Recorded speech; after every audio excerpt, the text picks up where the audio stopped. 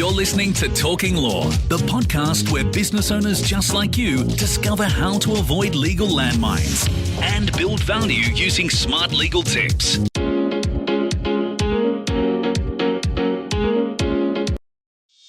Hi, it's Joanna Oakey here and welcome back to Talking Law, a podcast proudly brought to you by our commercial legal practice, Aspect Legal. Today we are talking about the legal traps in marketing, the top 5 things that you need to be mindful of when marketing your business or product. First trap, number 1, is your marketing misleading or deceptive? In Australia, we have legislation called the Australian Consumer Law, which prohibits an organisation from engaging in misleading or deceptive conduct. And it's actually the best known and most litigated provision in the Australian consumer law in Australia. What if you're based overseas? Well, you can be fairly certain wherever you're based that the jurisdiction that you are based in will have laws that are similar to Australia's Australian consumer laws in relation to preventing misleading or deceptive conduct. So why avoid misleading and deceptive conduct? Other than the obvious that you're in breach of legislation and exposing yourself to large fines, you're also at risk of refund requests, chargebacks, and just plain unhappy customers. So looking at your advertising and marketing efforts before you press post or send them out is a very sensible thing to do. Large organisations generally have access to lawyers who conduct what's called marketing clearance exercises, and they'll review marketing materials before they're published to ensure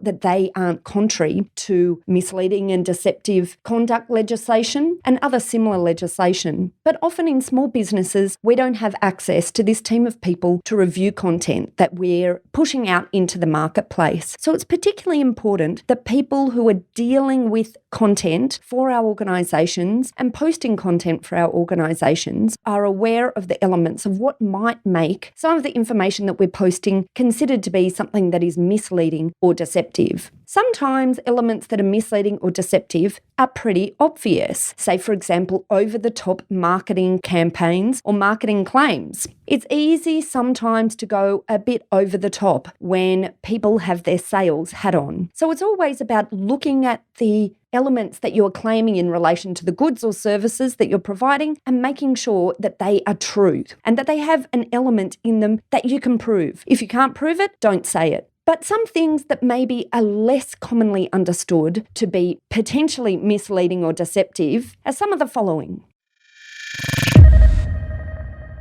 Special price offers. If you're saying that your products or services are being sold currently at a special price and you're leading customers to believe that they might be making a substantial saving when in fact you have never offered the product or service for the original price, this is something that might be considered to be misleading or deceptive, or probably would be seen to be misleading or deceptive. So be really careful about those special price offers. Make sure you're not indicating that you used to charge a certain amount for this good or service that is now discounted. Another issue can be non-stop sales. When, for example, you advertise your products as being on sale, but they're never off sale. This would be seen that, in fact, the sale price is the regular price, and the word sale, therefore, is misleading and deceptive.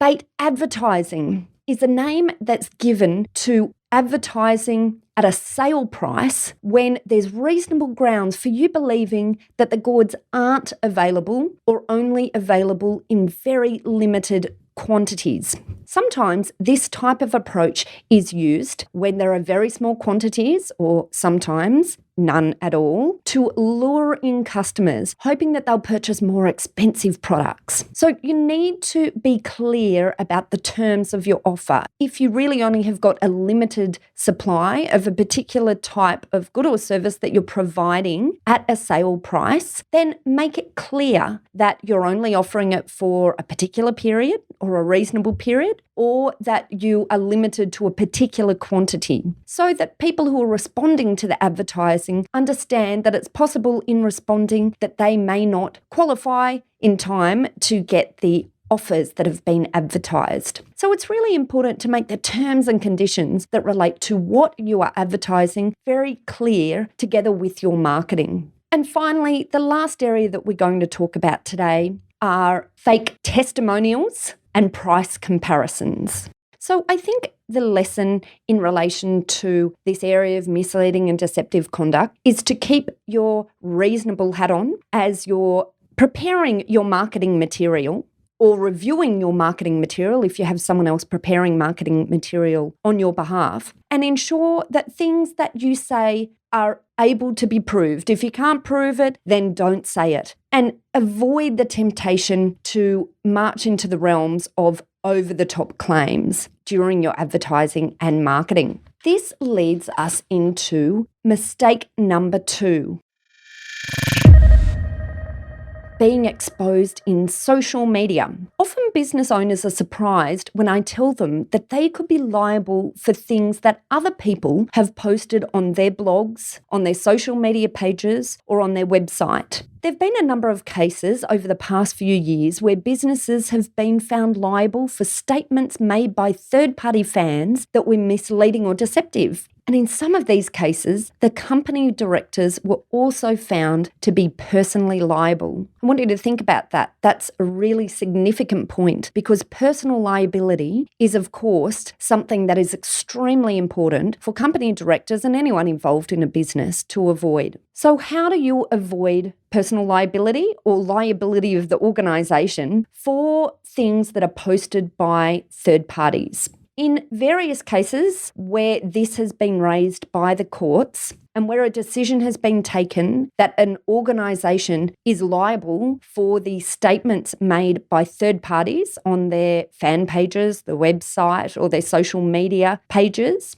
these decisions have been arrived at because the organisations and the people involved on behalf of those organisations were aware that the misleading statements had been posted and they had made no effort in removing them. In coming to this decision, the courts in each of these cases found that because the comments had not been removed, then the owner of those pages had become the publisher of the testimonials or statements, even though they weren't the actual author. So, if you're in business, this decision means that it's your responsibility to ensure that all content on your social media sites or your websites in the comments section or otherwise in other blogs that you control regarding your business is accurate, whether that material is uploaded by yourself or posted by a member of the public. It's really important to have some procedures in place to monitor your fan pages and to be proactive in the management of your websites and social media sites. And if a member of the public does post any material that is misleading or defamatory, it's your responsibility to remove it as soon as you become aware of it. So the third area that we're going to have a look at today is copyright infringement. Many business owners just don't seem to realise that just because they find something on the internet doesn't mean that they're free to use it however they wish. So one of the things that you need to be aware of is that copyright protection is an automatic protection that protects the content and images of an author or someone who is the copyright owner of the materials. And even if they have posted in a public place, that doesn't remove the copyright rights of the owner of that material. So it's really important that you be very careful when you're putting together content to ensure that you're not breaching someone else's intellectual property rights in relation to that content. And it's also important that if you're hiring others to create content for you, that they are aware of the copyright and intellectual property rights issues that may exist in relation to the work that they are doing for you. It's also important that you have a strong contract in place where anything that they create for you is assigned to you, because that's another big issue I often find. Organisations don't realise that if you are dealing with a contractor and they create material for you, you don't necessarily own the underlying copyright to what they are creating for you. You may be deemed to only have a license to the use of that material, not the underlying copyright ownership of that material. And you also need to make sure that the agreements that you have with these third parties that are creating content on your behalf have appropriate indemnity clauses where you are protected if the material that they're providing to you breaches some other third-party intellectual property rights. So it's about being aware of these issues when you're putting together content yourself, and it's being aware of these issues when you're engaging someone else to prepare this content on your behalf to ensure that you get protection contractually for the material that they're providing to you. The fourth area that I wanted to talk about today are spam laws. Spam is a really important area to really be on top of as a business owner if you're engaged in any way in setting up marketing messages via email or via SMS. I often like to talk about the case of Graze Online, who was fined $160,000 a few years ago for breaching the Spam Act. The reason why I find this case quite interesting is, number one, I think it's a fair amount of money. $160,000 is something that none of us would like to be coughing up in relation to a fine. But it's also interesting because of what triggered that fine. The trigger of that fine was an email campaign by Graze Online in relation to a new website that it was about to launch. The court found that information relating to the new website was promotional in nature, and because it was promotional in nature, the message was required to go out with an unsubscribe function. Because it didn't have that unsubscribe function in the email that went out, it was found that this email marketing was in breach of the Spam Act, and that then triggered that really big fine.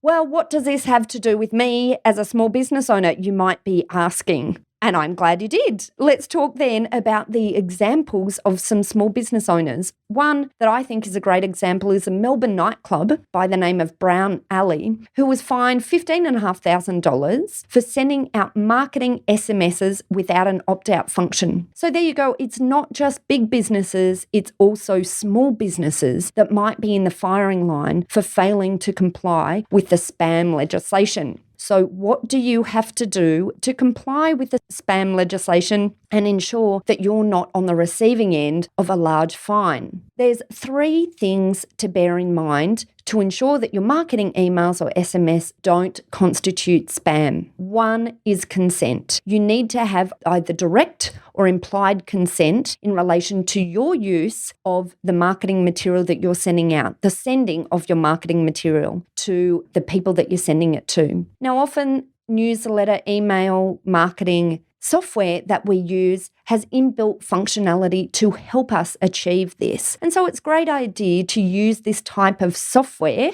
rather than sending things out directly from your email. The second item required to ensure that marketing emails don't constitute spam is identification. You clearly need to identify who you are in sending out this marketing material. And number 3, as was shown by the last 2 cases that I talked about, is you need to have an unsubscribe option so that people can unsubscribe from your database, and you need to ensure that you have practices in place so that if people unsubscribe, you stop sending messages to them. So that's really important. Once again, these 3 things are consent, identification, and an unsubscribe option. And then that leads us to the 5th and the last item that I wanted to talk about today in relation to the things that you should be thinking about during marketing. And the last area, and I think perhaps most important of all of the areas that I've spoken about today, is protecting the brand that you're building.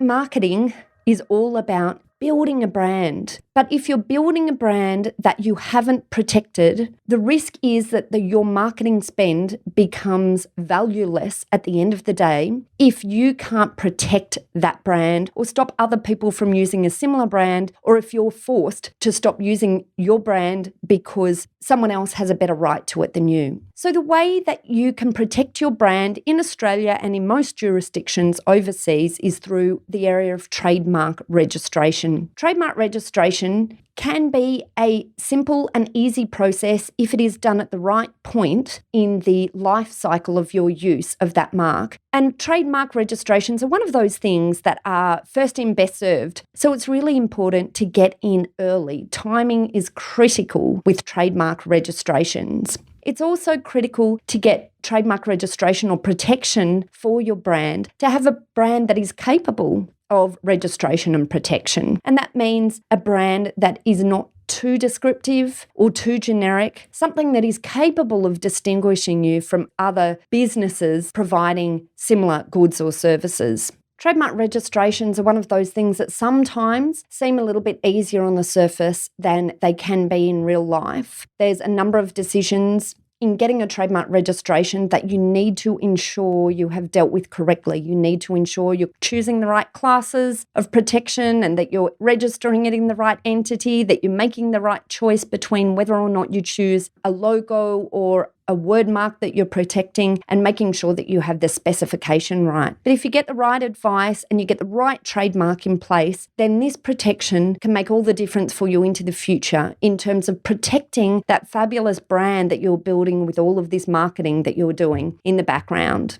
So that's it. That's our top 5 things to be mindful of when marketing your business. As a quick recap and the action steps that you should be taking away from the things you've heard in this Legal Traps 101 is, number 1, look at your marketing, review the marketing, ensure it doesn't contain elements that might be misleading or deceptive. Make sure organisations that are creating information on your behalf and content on your behalf also understand these risks and are looking out for these issues when they're creating content for you. Number 2, monitor your social media pages and your blog pages and your websites, wherever third parties might post content that you might be seen to be responsible for. Take down things that might be defamatory, offensive, or possibly misleading, and just ensure that you have someone that's monitoring these pages regularly. Number 3, be careful of copyright infringement. Be careful when you're putting together content, and be careful if you're having others put together content on your behalf to ensure that you're not infringing someone else's copyright or other intellectual property rights.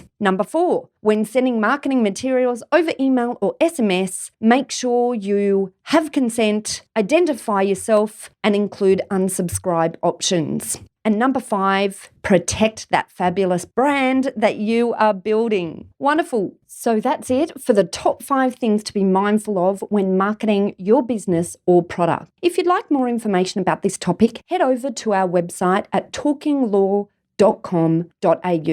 Through that website, you'll be able to download a transcript of this podcast episode if you'd like to read it in more detail. You'll also there find details of how to contact our lawyers at Aspect Legal if you'd like help with any of the items we covered today. And finally, if you enjoyed what you heard, please pop over to iTunes and leave us a review. Thanks again for listening in. This has been Joanna Oakey and Talking Law. See you next time. Thanks for listening to Talking Law. Tune in next time for more smart legal tips and tricks to keep you clear of those legal landmines.